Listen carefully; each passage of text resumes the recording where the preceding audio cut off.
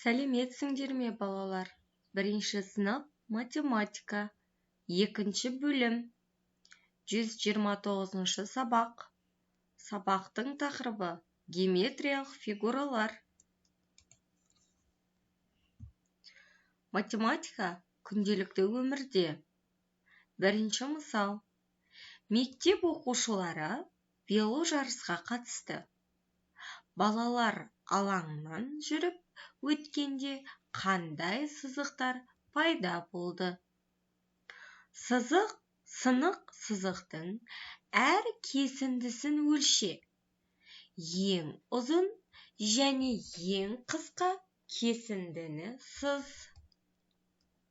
Досыңмен тексеруді ұмытпа. Балалар, бұл жерде сынық сызықтар пайда болды.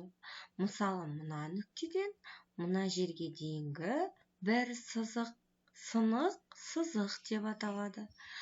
Осы сынық сызық нешеу санап көрейік? 1, 2, 3, 4.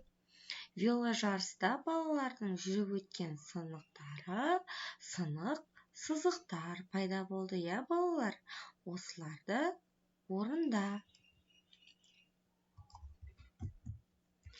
Екінші мысал. Есепті шығар. Кері есептер құрастырып, оларды шығар.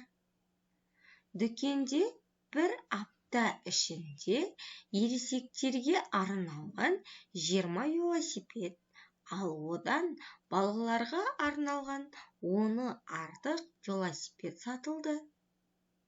Неше балалар велосипеді сатылды? Балалар, бұл жерде бізге дайын есептің сызбасын берілген.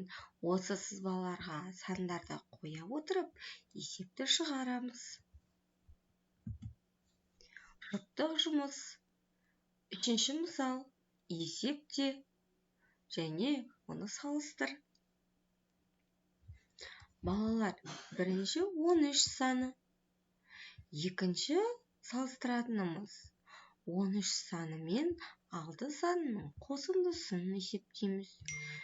Бір таразының бір шетінде 13, екінші шетінде 19. Қайсысы үлкен?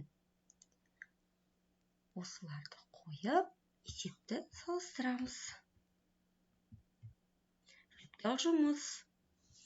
Үстелге фигуралар қандай ретпен орналастырылды?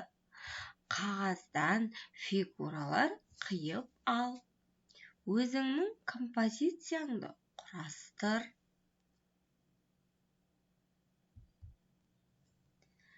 Сен зерттеушісің. Бас киімдер мен футбол жетелерінен жинақтаудың қанша нұсқасы бар? Балалар, осымен бүгінгі сабағымыз аяқталды. Келесі сабақта кездескенше сау болыңдар.